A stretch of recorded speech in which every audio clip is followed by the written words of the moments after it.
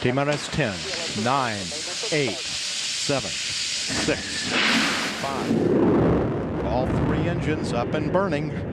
2, 1, 0, and liftoff. The final liftoff of Atlantis on the shoulders of the space shuttle. America will continue the dream. Program, Houston. Roger, roll, Atlantis. Houston now controlling the flight of Atlantis. The space shuttle spreads its wings one final time for the start of a sentimental journey into history. 24 seconds into the flight. Roll program.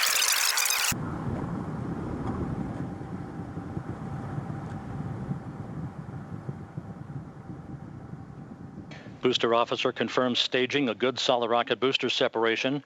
Guidance. Chapter of a storied 30-year adventure. Now standing by for external tank separation.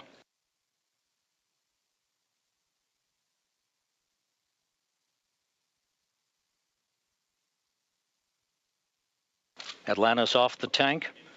Commander Chris Ferguson will be maneuvering Atlantis now.